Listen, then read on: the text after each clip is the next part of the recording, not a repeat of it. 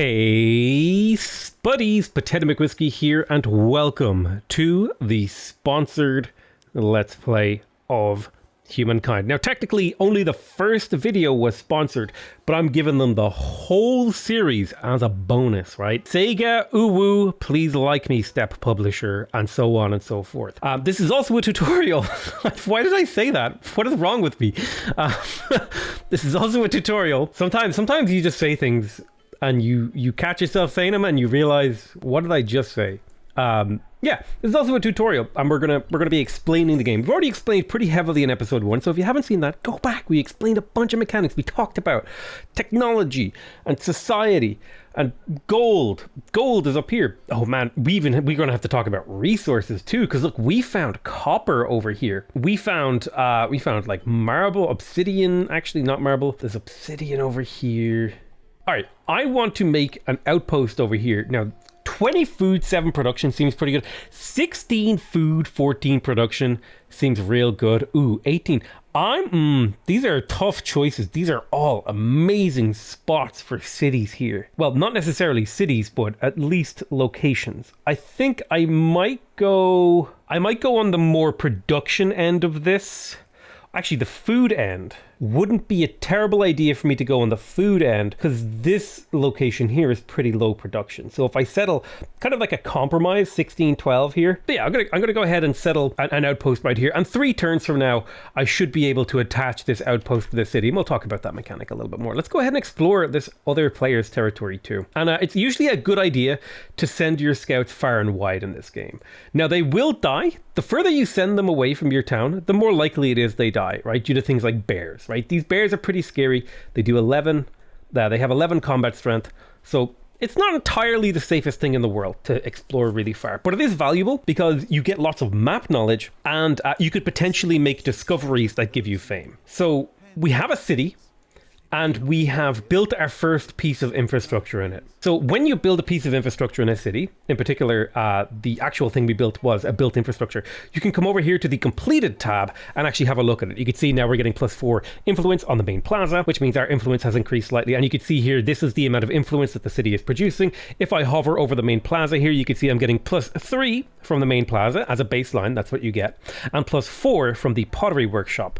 And then another +4 from population. You gain a certain amount of influence from your population based on your stability. Now, stability is what governs how stable your city is.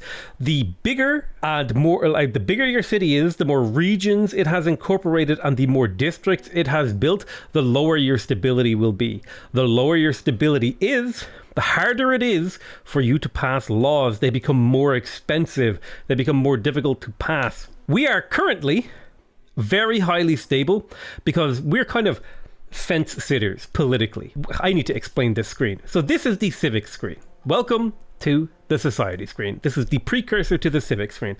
The society screen shows off the ideology of your civilization as well as the culture. You can see over here, this territory is 100% Egyptian culture or Egyptian sphere of influence. If I click on this, you can see that I'm generating a level of influence in this district. I am the main contender, and all of that influence will go out and in its noodly way put pressure on all the nearby regions that are colonized. Here is my ideology. You have collectivism versus individualism. You can move your civilization towards collectivism, which will lower the stability of your civilization, but trade it for some other benefit, like industry on your city or outpost, as well as having diplomatic consequences with the AI or other players when you finally meet them. Similarly, we can move towards individualism and gain a buff to our gold income at the cost of stability. And we can also do the same thing in other directions. For example, we have homeland and world. This is basically like isolationism and internationalism. So going for isolationism trades stability for unit combat strength, very good for militaristic adventures. Basically, this is like the jerk who either wants to play defensively or offensively. And then over here, this is more of a food and growth sort of directed thing. Then we have liberty and authority. This is the other ideology. If we head towards liberty, we will gain more influence from building our emblematic district. The emblematic district is the things like the Egyptian pyramid that I'm currently building in my capital. And then if we move more towards the authority, we get more vision range on our districts and more detection range on our district. Good for defending your borders, actually. Then we have tradition versus progress. This is religion versus science. This is conservatism versus liberalism, essentially. Not exactly perfectly, mapped onto it, but it's more like religious versus science. So as you move more to the left here towards tradition and faith, you will generate more faith. Faith is a game mechanic we'll talk about when we get the ability to interact with it. Basically, it's a way for you to get some kind of bonuses from religious beliefs and stuff like that. And then to the right, you get scientific bonuses in exchange for stability. So the basic sort of quick version of this is the more in the center you are, the higher the stability of your empire. The further in any direction you go, the more you're going to have to make up for that lack of stability in your cities. So there are many things that influence the ideology of your empire, but the chief way to do it is through civics. Now, the average stability of all of your cities gives you your empire stability. So let's say I have a city that has 0% stability and another city that has 100% stability. Rare for you to be in this scenario, but let's imagine my average empire stability would be somewhere around 50%. I'm not exactly sure how the calculation is made, but there would be some comparison made between the two numbers and it would arrive at some average number. And then the last thing we have to do on this screen is the civic screen, which I gave you a sneak peek of. How you unlock these things is meant to be a bit of a mystery. I know how to unlock some of them. I've already figured it out. Some of them are unlocked through diplomacy. Some of them are unlocked through certain actions. Some of them are just unlocking basically as you play the game. Certain things will just naturally happen throughout the course of the game. You can kind of force them to happen if you want to trigger these a little bit earlier, but you don't have to. So these are our civics. I will typically be given an early game choice.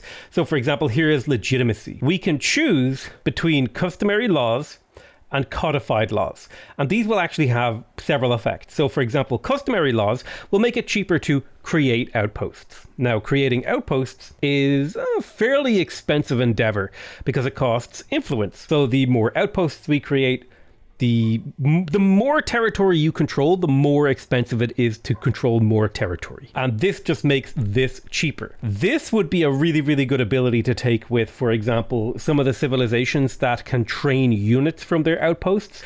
They do exist and they're very, very powerful. Whereas codified laws, maybe that's a little bit better for a civilization that's trying to grow a really, really big set of cities. So if we were to sort of codify and decide what these mean, the customary laws is more of a wide type of play, okay? You're trying to claim as much territory as possible. And codified laws is more about going tall. You're trying to integrate and improve as much territory as possible, but it's a very small amount. So this is about having lots of land, and this is about having higher quality land, would be the sort of long-term gameplay choice. And I'll sort of teach you a little bit about how do you actually come to those conclusions as you play the game.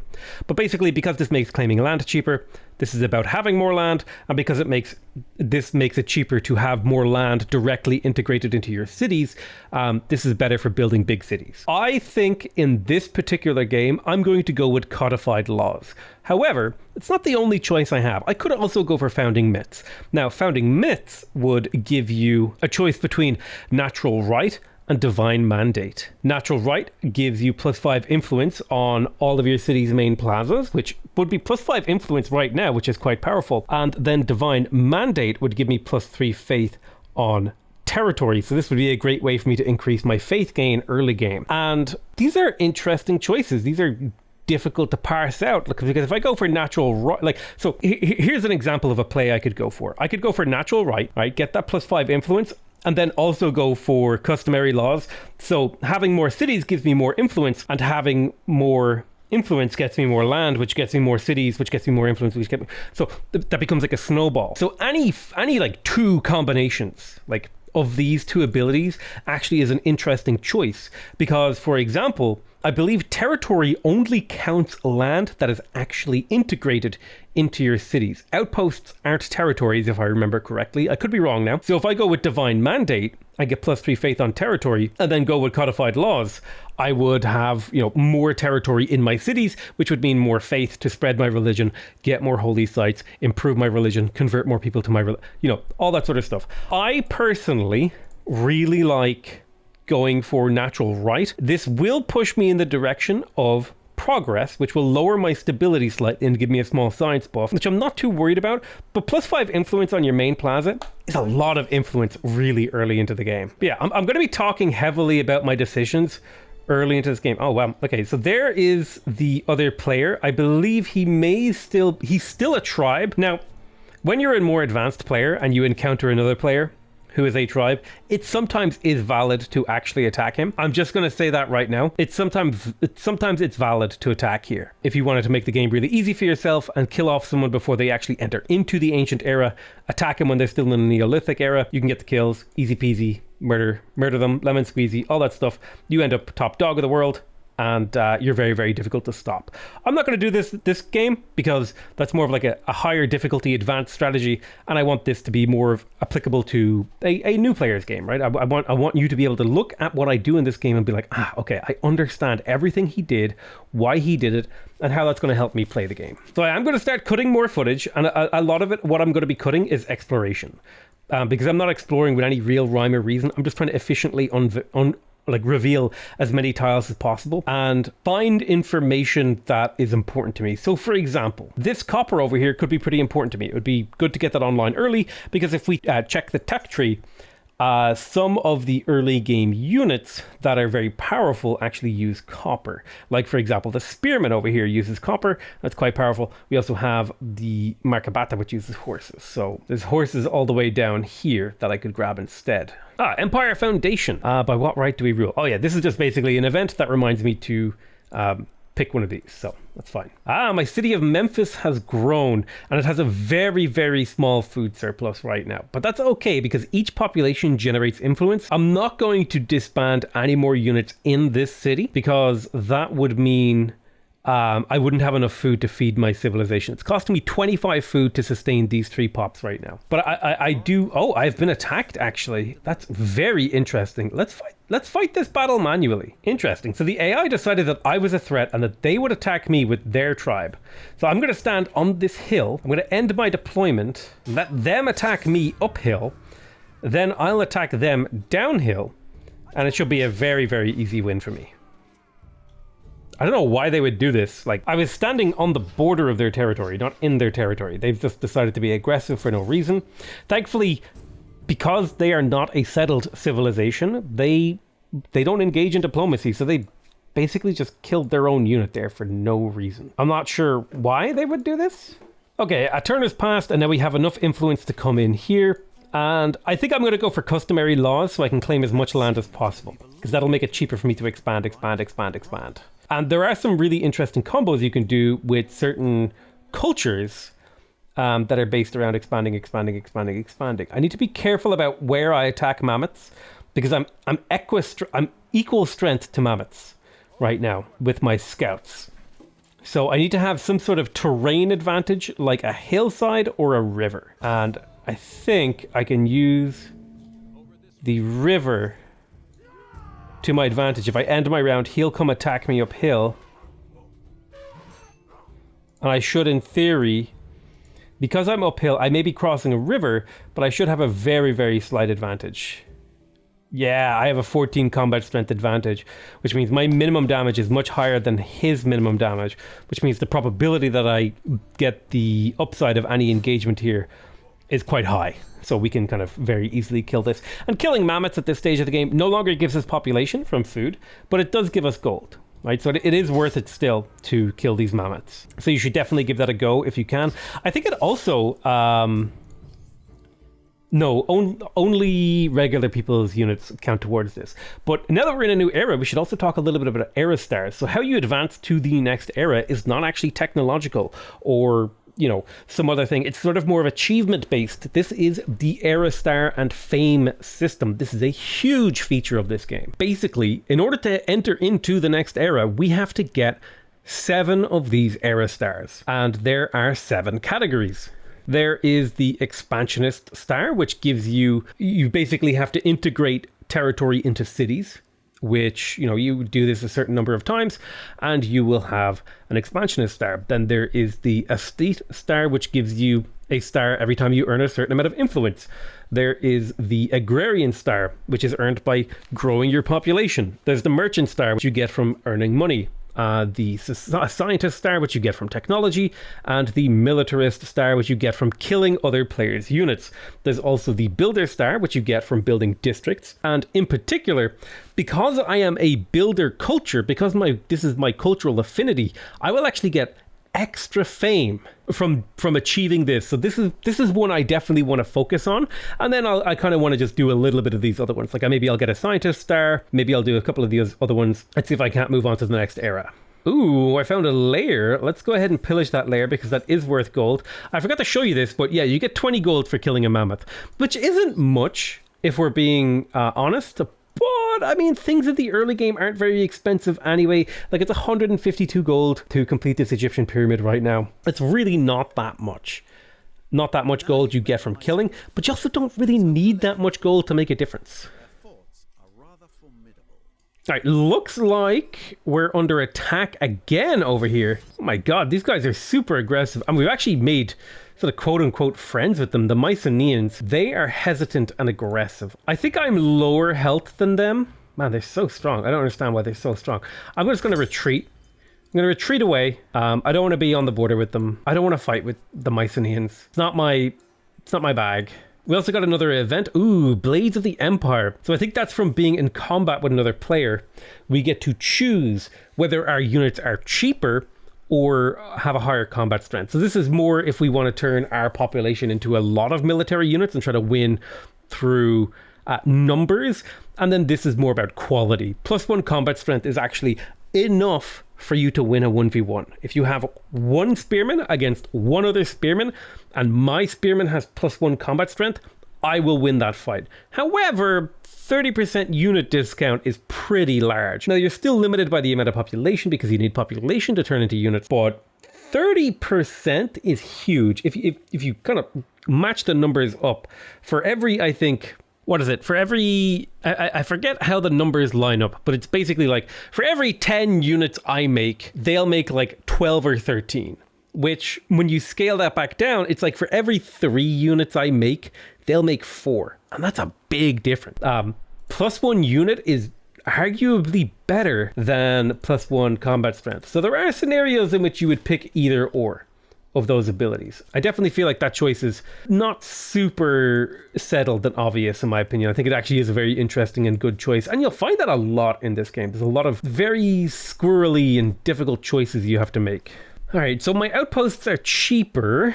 I'd like to get an outpost down here to claim this land. I definitely want to go grab that copper over here. But this is also a nice piece of land because it kind of links up all the existing territory I have. And it's also possible for me to put this on this river over here and link up the second half of this river with this set of this civilization. Or I could potentially put it like here and build an entire new city territory out of these 3 things and use a bunch of this river stuff over here. There's kind of a lot of choices I have in how I want to play this. I think in this one though, placing this on this river is good. Anywhere I can get 10 of each is likely good. So like here's 10 and 18 seem pretty good. 8 and 20. Now that's a powerful. This would want to be linked up to a city or turned into a city very, very quickly. Yeah, let's go with 8 and 20. Seems like a good spot. And it claims this land for me and sort of gives me a little bit of a legitimacy and claim over it. Oh, I wasn't quick enough to retreat out of here. Well, at the very least, I think I have high ground here. I am on a river, +1.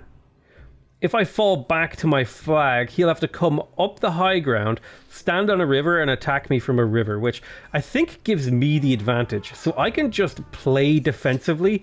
Okay, so he actually decided to come fight me, and it's not going to go well for him. He's attacking across the river. I'm in defensive stance. It's all going Pete Tong for him. Wow, yeah, he actually does have enough combat strength to even be scary in this position. Yeah, I'm gonna play defensively. They lost a little bit more health than I did. I got the advantage of winning that battle. Winning a battle actually gives me war support. You can see here, population war support, +8 from a recent victory in battle.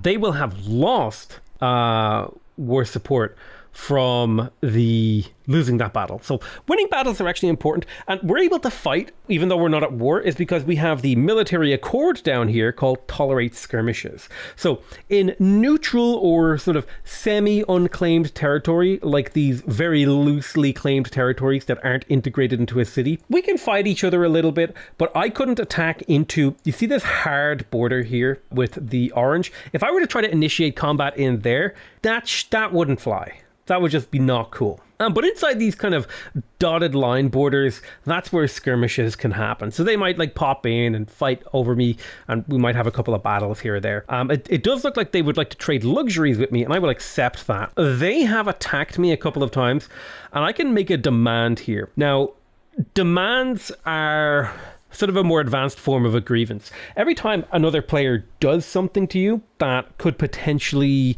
give you a reason to attack them or demand reparations or just sort of any sort of negative diplomatic event, like for example attacking my units or, you know, oppressing my religion, claiming territory next to me, all those sort of things can give me an opportunity to make a demand of this guy. And so making a demand will escalate tensions. You can see here, I triggered a grievance, which is giving me war support. Now, if I do it again, I make another demand. He has to pay me 200 gold to make this go away. Otherwise, my war support will steadily increase until I can declare war with him. And having war support is how you win a war, right? If you have 100 war support and they have 0, you win and you're able to take massive amounts of land. Now, if you have 10 war support and they have 0, you can take some land. So this is going to put a little bit of diplomatic pressure on these guys. And these guys are militarists, so they're probably going to be coming for me militarily anyway. But I'm already working on archers, which are a great early game defensive unit. It's time to create my religion. So we can either go for +5 faith per number of attached territories in my cities, which basically means every time I attach a territory to my capital city, I will get +5 faith in that city, which will continue to spread my religion. Or I can go for +1 faith per population. +1 faith per population scales better in some ways into the late game, but polytheism is just way better early game. +5 faith is huge, and this activates the religion screen. So you can see here, the Egyptians' polytheism is activated. And all the population in the world now is basically getting pressure from us. If I click around, you can see here, my religion is spreading basically all over the map. This kind of will make more sense as we get later into the game. There's more territory, there's more population and stuff in these territories. But suffice to say, generating faith spreads your religion. And the more people that follow your religion, you can actually start to upgrade your religion in this tenet screen. We're not quite ready for that, so I won't go into too much depth here. But basically, there's multiple tiers all the way up to tier 4. So for example, a tier 4 ability might be +2 combat strength on all of your units. And remember, we talked about being +1 being a huge bonus, so you can get +2. But I think you have to have like 200 religious followers, and that's like, you're not going to be getting that till pretty late into the game. I'm liking that guy's position, so I'm just going to keep him there nice and defensively as I continue to explore as well. I promise you, I will pick up the pace. The more I complete things and the less I have to explain, the faster this game will start to go. The early game will be very slow, but you will 100% understand this game. So fact just grew a population, and that's what I was waiting for to integrate this into my city. As you can see here, this is an outpost. It can't really do anything except relocate itself, and the occasional piece of infrastructure, like for example a luxury. If I go, I don't have one that I can do it in, do I? No, I don't. But yeah, you could use influence to build luxury deposits inside your outpost and stuff like that. But the one thing they can do is actually grow population for you, which is super helpful, which is why you want a mixture of food and production, because the population part of this is pretty important. So now when I come into this city, you can see here, because this outpost is finished, it has finished constructing itself, and you could tell that these other ones haven't, because they still have that 1 and then the little turn symbol underneath them. It means they're still under construction, right? They're still building the outpost. But this outpost of fact is fully built, and it has a population in it. So when I absorb this, I will gain all of the resources that this is extracting.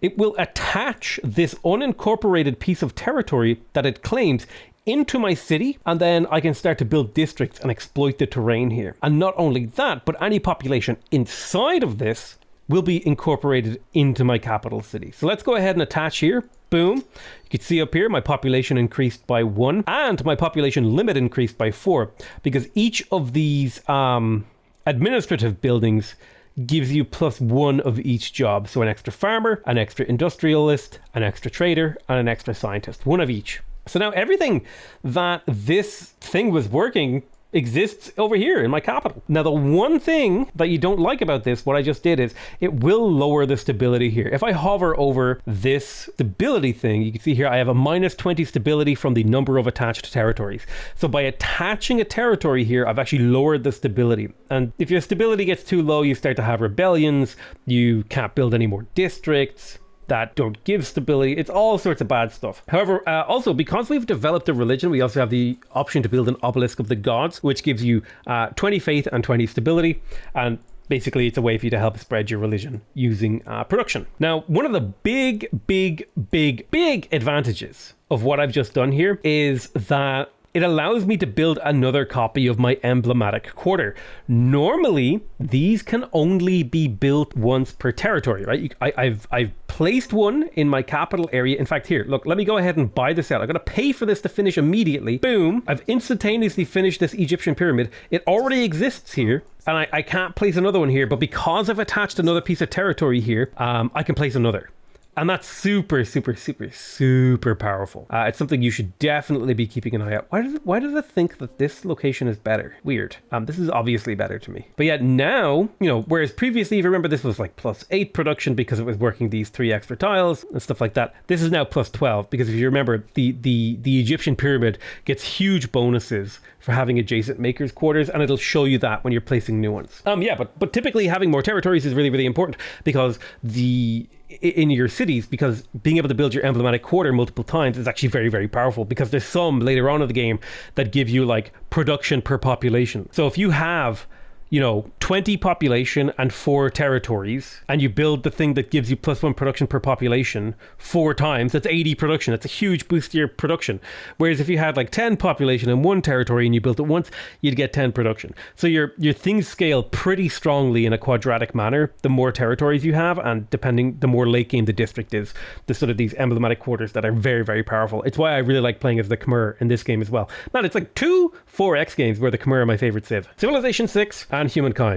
But yeah, like I said, I'm going to focus heavily on production in the early game, and I'm going to sacrifice a slightly lower Egyptian pyramid early game, but that will be slightly better later because I'll be able to build more makers quarters over here compared to over here, which is more of a farming area. You can see the food on the ground here.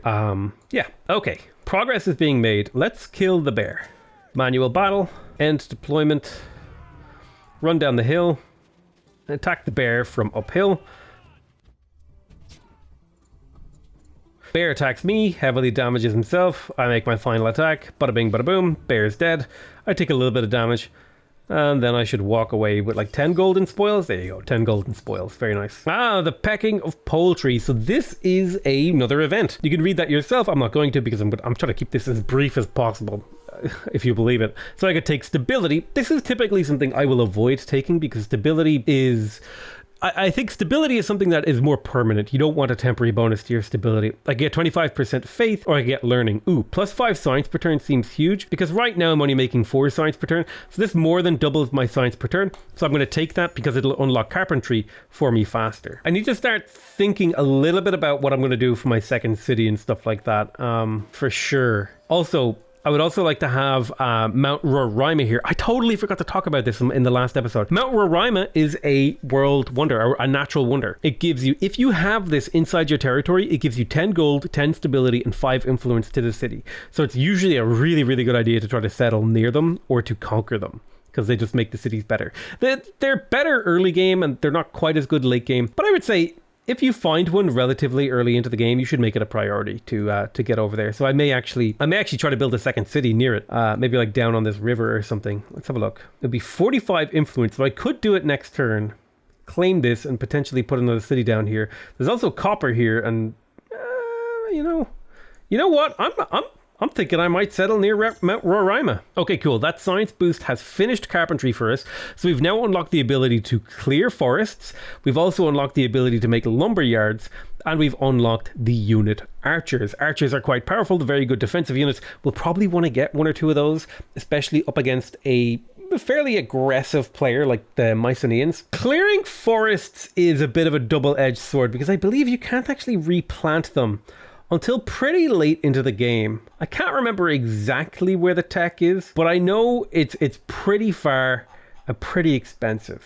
I just simply do not remember where it is on the tech tree, but I know it's somewhere in the game. I think there's a way to plant forests because it helps with pollution or whatever, but I know it's an expensive pain in the ass. Now I could go around here and start clearing forests, knocking them down, getting rid of them.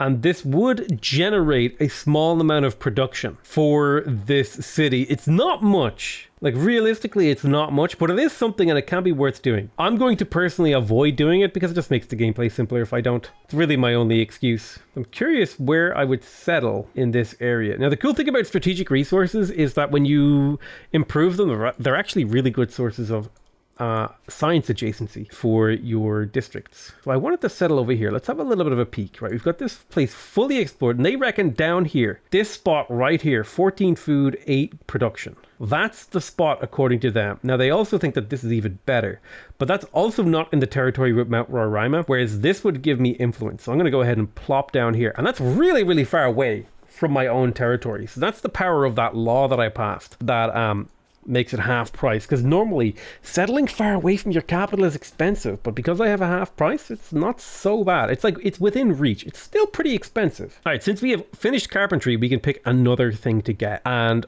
I personally like going more of a militaristic direction early game. Having strong units, having the ability to defend yourself seems really important to me, so that's kind of the direction that I usually go. I think it's a relatively safe direction for people to go. We've unlocked another era star. We got an agrarian star. So because we've gained 12 population, we got a star for that, which has earned us some fame. You can see here that we are currently leading in fame. We have 169 fame compared to the 119 of the next place player. And we're gonna keep trying to increase our fame. We have built 2 Nubian pyramids, and now my capital city's production is up to 59, which is quite powerful. However, my stability is starting to dip, which is not ideal. I'm under attack here. Let's retreat so we get a turn to heal. And let's go ahead and plonk down this outpost here. Boosh. Then over here, it will be nice to have enough information on this territory to plonk down as well. I'm gonna have to start training units here. I have the production for this, so I'm just gonna prioritize growth and science here so I can shave off a turn on this, and then we'll just start recruiting an archer. So I'm getting tons of production from my land on my Nubian or my Egyptian pyramids, so I don't need to work industry here. So I'm going to force a little bit of science production so I can get my technology up.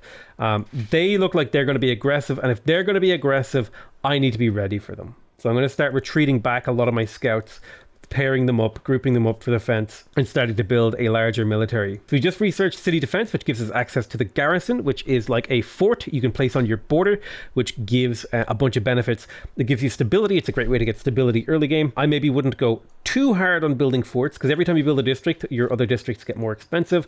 I'm going to go ahead and disband this scout, because they're not very good military units, and I'm going to continue to put him into science, because that extra little bit of a tech edge can matter a lot, whereas an extra 6 production isn't going to matter much here, but an extra 6 science is pretty huge for me. And we'll get started on another archer, and then we'll probably do 2 warriors as well, and that would give me a full stack of 2 melee, 2 ranged, which should be able to hold off any sort of aggression from this guy. And then we'll move these scouts back up to join, and then I'll keep this scout and this scout as independent actors, like exploring and conquering and killing wildlife and doing all that sort of stuff, earning me a very, very meager amount of gold in the process. But it is a little bit of gold. That is the thing. Like, they are net positives on my economy because they don't cost anything. Oh, a warrior appeared down here because I found a curiosity. Well, that means... how long would it take you to get back to my capital? It'll take you quite a few turns, but you can get there relatively quickly. So I'm going to cancel one of those warriors. I could actually keep him around. To be honest, actually, it might be better if I do keep him around. So let's make sure we keep going those warriors. Let's unlock bronze working, so we have access to copper and we can get spearmen. Although, actually, it might be a good idea for me to go domestication and then capture these horses. So let's do domestication first. And so now that we have Mount Roraima inside our admittedly soft, dotted line borders, we are actually picking up that extra 5 influence from it. So it is very valuable to do these things. Do these things early. Grab them if you can with an outpost. They pay themselves off super fast. Ooh, do you know what else I'm going to do? I think I'm going to go with the large army doctrine here and move more in the... well, +2 influence on emblematic district is really powerful. Yeah, I think I'm going to go for professional soldiers. We're going to move towards liberty. Professional soldiers it is, just because even though I really, really want this unit industry cost reduction, the extra combat strength is really, really powerful. And the extra influence on emblematic districts this early into the game is actually super powerful, especially when I've got 2 built. That's an extra 4 influence per turn, which, you know, in the long run isn't much, but right now it's awesome. All right, so 11 and 15. I think we go for the 11 and 15 one, so we'll get you building that outpost there. That's mainly for the copper too. All right, warrior, do your job. And scout, head back to heal. These 2 are coming back to be turned into soldiers for the Republic. We're going to go for like more of an independent Republic. Right, kill this deer.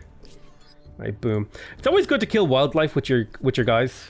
Even if that does mean, because the city technically participated in a battle, it'll lose a turn of production. That's another like advanced combat mechanic is, you know, staging battles near enemy cities can like stall their production because the city is basically being, you know, it's not able to get anything done because there's like a battle going on the city or near the city or whatever. Something to consider for advanced strategies. Oh dear. Oh God, run. That's a chariot. Right, it's a chariot and a warrior. Those are scary. If they decide that I'm a target of interest, it's going to be really bad for me. I need to turn this into a city so I can produce a proper military and maybe deal with this neutral civilization that has arisen. Oh, actually, they are a peaceful people. The armies of this peaceful independent people will not attack you first. Okay, so that's an important piece of information.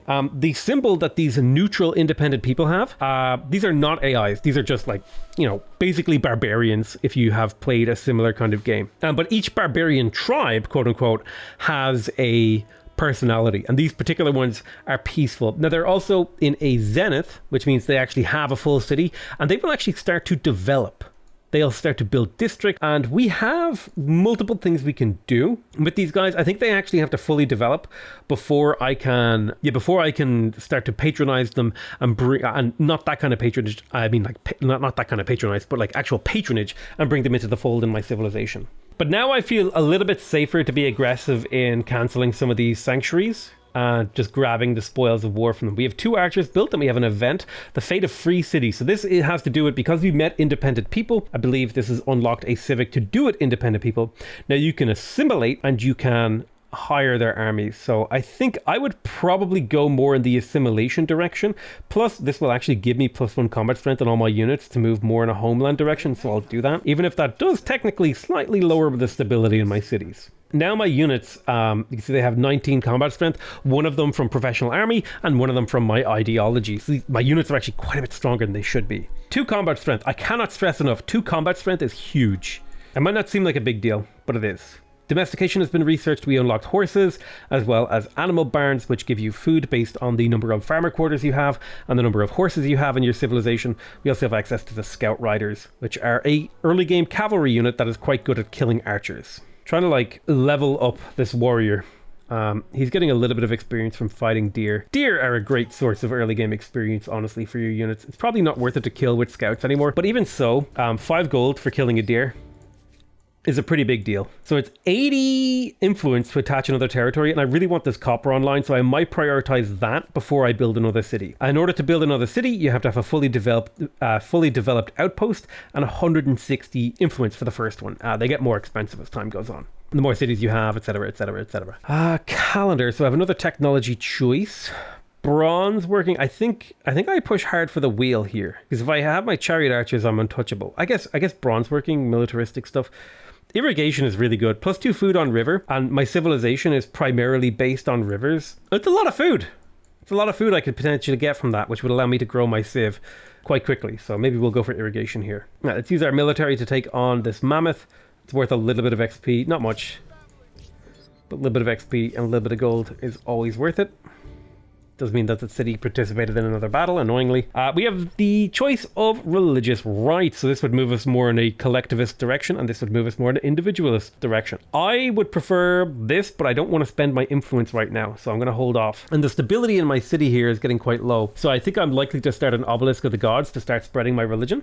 And I think Akkad has actually developed up into a big enough city that I can start to interact with it. These guys will fall from grace in 52 turns. But if I give them enough gold, I can actually build up my relationship level with them to a high enough level to where I can integrate them. For those of you who have played Endless Space 2, I think these are like the little neutral people you can find in the depths of space. You know what? Before I attach another territory to my capital, I think I will get my second city all the way over here. I think that is pretty important, so I'm going to prioritize it. And I was going to kill these two. Yeah, let's go ahead and turn these guys into citizens. I need that extra science and stuff. Okay, so I can get parsimonious on my capital, which lowers my science by 2 but gives me 5 money. Or I can spend 60 gold and get 10 production. I think I take the 10 production per turn for a while. It's pretty damn good. Let's disband both of these scouts because they are no longer necessary. This isn't something you have to do, but it's generally, I would say, an okay thing to do. And then we'll plug this guy into science so that our technology doesn't take forever. Because it's important to keep track of your scientific advancement. And we totally need to start thinking about spreading. We want to start picking up luxuries and stuff. So it's going to be part of the game plan. All right, we built 4 military units in our capital. We now have 2 warriors and 2 archers. Warriors are relatively powerful. They start off with 19 combat strength and they get +2 from my bonuses.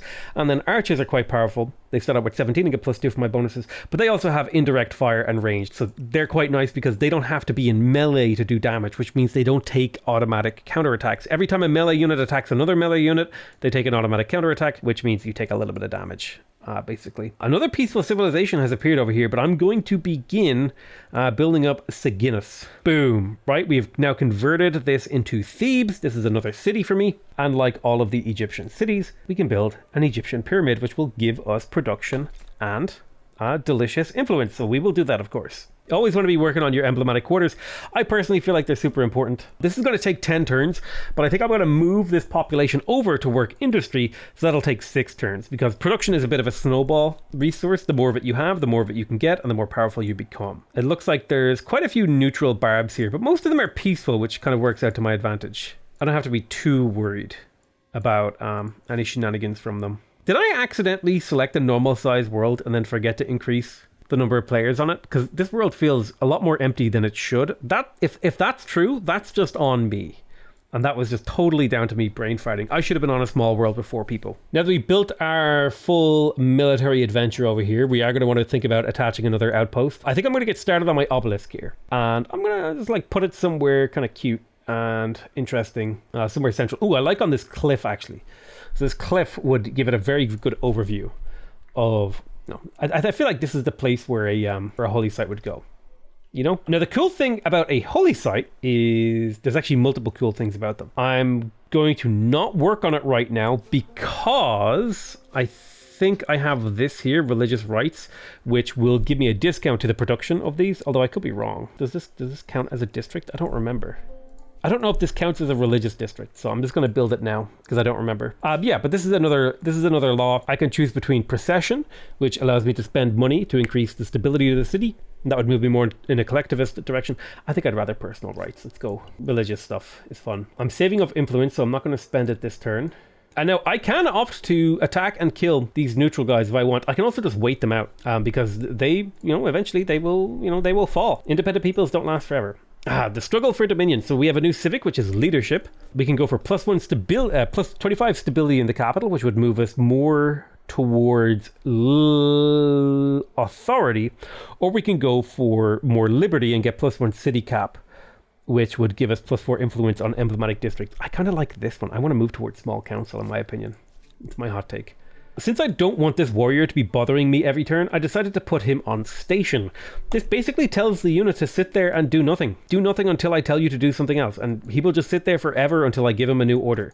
It's a great way to have a garrison in a city that you wish to protect. So there's a little bit of a problem down here in that this guy doesn't have a peace symbol on him, which means they are somewhat aggressive. Now, they're from a city-state that I can't see. So that's kind of spooky. So we need to be ready for that. Need to be very, very ready for that. Let's go exploring. Let's come down and be ready to fight these guys. They have 2 chariots, which means we're going to have to very carefully protect our archers because these will potentially 1 or 2 shot our archers. And they ignore zone of control, so I'll have to use terrain to try to make that work for me. Oh god, they attacked me. All right. Well, this is the opposite of what I wanted. At least I have a high ground to retreat to. This archer is way too isolated here. So I'm just going to accept that this swordsman is going to be on relatively unsafe terrain. And that this archer, like, here's the thing. This archer is in the open, but these chariots do have to cross a river and go uphill to attack him, which means he's relatively well defended. In fact, if I swap him, only one of the chariots can attack this guy, and then we're relatively well defended. They will get to attack first because they attacked first. But they will take retaliation damage for their transgressions, which is, you know, the least that they could take. Let's kind of pop around here. We'll move you here, and you will pop up here. So now we're in, like, because this is the battlescape, I'm fully defending on a hill, and now I can use my archers to rain down death.